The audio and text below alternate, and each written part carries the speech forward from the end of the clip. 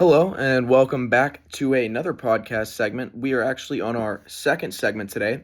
My name is Lawson Stankiewicz, and today we're going to be talking about the resource-based view and the VRIN analysis.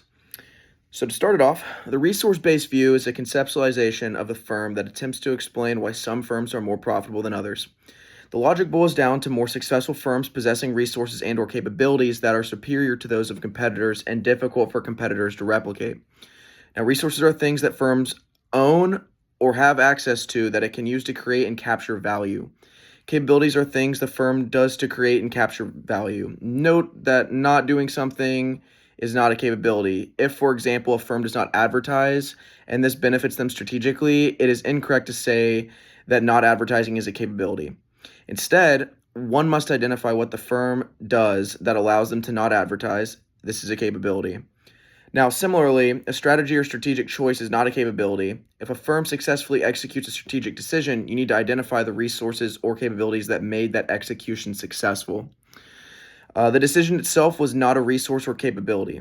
However, strategic adaptation, making a series of strategic decisions in response to an environmental change, can be a capability.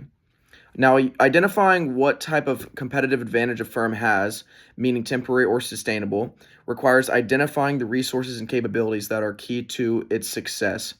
Now, these are also known as core competencies. Each of them or relevant combinations should then be analyzed according to the VRIN criteria. So how valuable it is, meaning does it increase the price customers are willing to pay, attract more customers, or lower costs to the firm?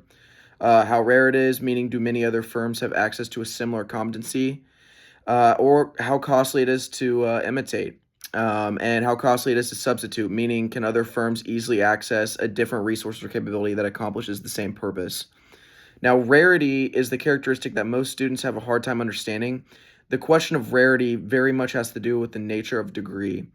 For example, most firms have reputations, but when assessing the rarity of the reputation of a specific firm, the question is not whether other firms have reputations. The question is whether many other firms have a reputation that is similar to the reputation of the firm being analyzed. Similarly, the degree or quality of the resource does matter. For example, if a manufacturer has been recognized as the highest quality manufacturer in its field, then its reputation for quality is rare. Even if other competitors have reputations for quality, being seen as the best is rare. Another common problem with reasoning about rarity is when the analysis says that a resource is not rare, but it is difficult to imitate. This does not make sense. If a resource is not rare, then it must not be difficult to imitate because it has been imitated many times. Now, the VRIN analysis is performed resource by resource, one at a time. It is correct to say Apple is valuable because Apple is rare because etc. It is also incorrect to say a valuable resource of Apple's is its operating system. A rare resource of Apple is its brand, etc. These are both very common mistakes. They do not provide any insight into sustainable competitive advantage. Because the sustainable competitive advantage comes from resources and capabilities that meet all of the VRIN criteria.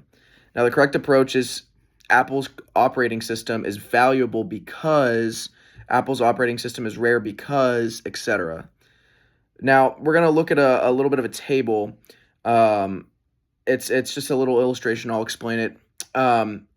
Relating to the VRN analysis. Now, when you're looking at resource or capability, reputation for quality, is this valuable? Yes. Is it rare? Yes. Difficult to imitate? Yes. Difficult to substitute? Yes. Now, a little bit of an explanation on what that means. This firm is known as the best in its industry, and path dependency makes it difficult for competitors to catch up.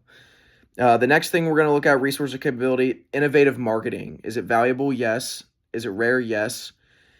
Is it difficult to imitate? Somewhat, and it's also it's somewhat difficult to substitute it as well. Now, an explanation on what that means is other firms may be able to develop similar capabilities or copy the firm's tactics, but it would be difficult, and the firm's reputation increases the effectiveness of its marketing. Now, the last thing is resource or capability, human capital management. Is it valuable? Yes. Is it rare? Yes. Is it difficult to imitate? Yes.